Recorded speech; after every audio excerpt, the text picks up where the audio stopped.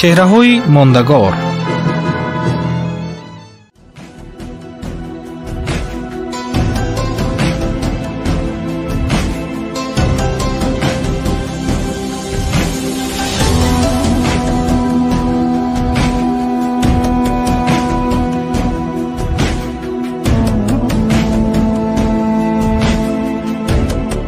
шахсияти Зардушт дар таърихи инкишофи афкори маънавии инсоният чандон бузургу ҷозибанок аст, ки бисьёр халқҳои бостонӣ ӯро аз нобиғагони ҷаҳони кӯҳан донистанд. ҳатто чунин халқе мисли юнониҳо, ки ғарби муосир фарҳанги онҳоро сарчашмаи тамаддуни имрӯзаи худ медонад, аз айёми кӯҳан бо номи ӯ ошно буда дар бораи дини ӯ маълумоти муайяне доштанд. онҳо мувофиқи расму оини бостонии худ бо хатми ҳар 100 сола аз миёни доноёни он замон 7 нафар хиратманд интихоб мекарданд, ки дар пешрафту комёбии моддӣ ва маънавии халқи юнон саҳми бештар гузошта бошанд. ҷолиб аст, ки дар китоби страматии Клименти Александронӣ дар миёни 7 нафар хиратмандони юнонӣ 2 нафар ориёӣ, яъне Зардуш ва Абарис зикр шуданд. вале дар ҳамон давра ҳам юнониёни қадим дар бораи замони зиндагии Зардушт маълумоти дақиқ надоштанд. масалан, қадимтарин муаррихи онҳо Ксанф, ки дар асри 5 то милод зиста, аз Зардуш ёдоварӣ кардааст, замони зиндагии паямбари дини нахустини яктопарастиро 6000 сол пеш аз лашкаркашии Хишёршо ба Юнон муайян кардааст. вале муаррихони дигари юнони қадим Николаи Дамаски ва Диогени Лаэрти, ки аз осори Ксанф истифода карданд, ин санаро 600 сол пеш аз лашкаркашии номбаршуда зикр намуданд. тавре ки маълум аст, Хишёршо писари дорои як ба юнони қадим дар ҳудуди соли 480 то милод ҳамла карда буд. агар рақами аввалро афсонавӣ пиндорем, рақами дуюм то андозаи ба ҳақиқат наздик аст ва ба асри 11 то милод рост меояд. Ктезиас, табиби дарбори ҳахоманишӣ, замони зиндагии Зардуштро асри 13 то милод, Свид асри 10 то милод ва Плутарх 5000 сол пеш аз ҷанги Троя донистаанд. дар рисолае ки ба Орегон нисбат дода шудааст ва дар бораи фирқаҳои мазҳабӣ ва ҷараёнҳои фалсафии замони бостон ҳикоят мекунад. Пифагор, файласуф ва риёзидони маъруфи юнонӣ, шогирди Зардушт номида шудааст. аз рӯи маълумоти ин китоб, Зардушт ҳамасри Пифагор аст. Эудокс ва Арасту, муаррих ва файласуфи маъруфи Юнон, замони зиндагии Зардушт созмондиҳандаи оини муғро, ки дорои афкори фалсафию ахлоқист, 6000 сол пеш аз Афлотун донистанд. таърихи суннатии зуҳури Зардушт дар 2 рисолаи мазҳабӣ, Бундахишн ва Ардавирофнома, ки дар асри 9-10 мураттаб шуда, меъёрҳои динӣ ва ахлоқии ин оинро мавриди баҳс қарор доданд, баён гардидааст. дар онҳо космологияи зардуштӣ инъикос ёфта, мувофиқи он умри ҷаҳон аз 12000 сол иборат аст. дар 3000 соли нахуст худованд тамоми мавҷудоти оламро дар шакли ҷаҳони мусул, ки ҳамон ҷаҳони фиравашиҳо ҳаст, халқ кардааст ва дар ин 3000 сола аносири ҷаҳон беҳаракат буда, ҳамаи онҳо поку беолоиш буданд.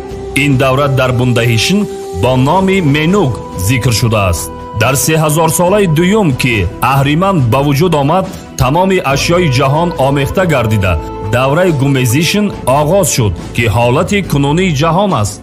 дар ин марҳила фурӯҳарҳо бо худ қолиби моддӣ гирифта, якҷо бо иззадон ба ҳаракат ва мубориза мепардозанд.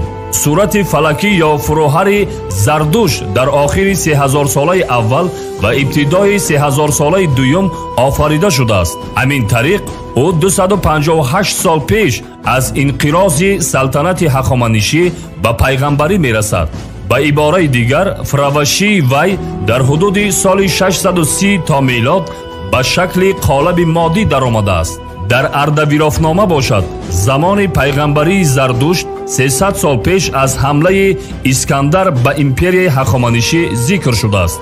چون حمله اسکندر مقدونی به ایران شهر در سال 330 قبل از میلاد صورت گرفته است، تاریخ تولد زردشت در حدود سال 660 تا میلاد مقرر شده است.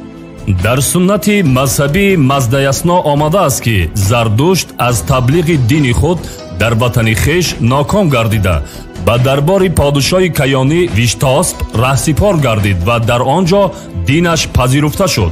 در اساس این روایت بعضی محققان سلاله کیانی را با سلاله هخامنشی و پادشاهان سلاله ماد یکی دانسته که گوشتاسپ پادشاه کیانی را با ویشتاسپ پدری دارای یک مانند کردند.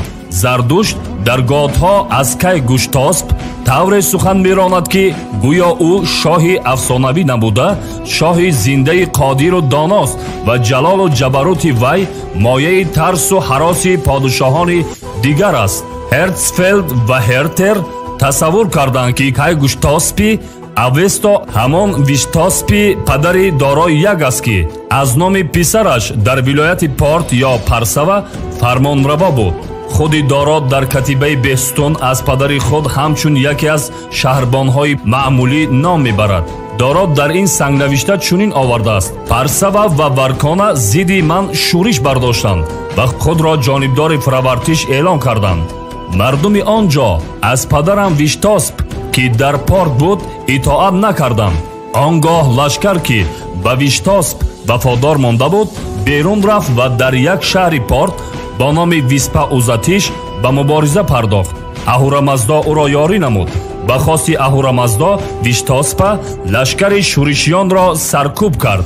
این حادثه در 22 ماه ویژن روی داد. دارا در آخر این کتیبه میگوید: من از ری لشکر به یاری ویشتاسپ فرستادم و در یک شهر پارت با نام پاتیگرابانا دوباره در اول ماه گرمپده جنگ واقع شد و ویشتاسپ قوه شورشیان را در هم شکست و کشور پارت دیگر باره زیر فرمان من درآمد. از این دلیل ها چنین برمی آید که اولا ویشتاسپ پدر دارا صاحب عنوان شاهی نمی باشد. ثانیاً سنت زردشتی بلخ را با عنوان مرکز و پایتخت این شاه ذکر می نماید. در اساس دلیل بالا هرتل و هرتزفلد زردشت را هم عصر دارا و پدر وی می دانند.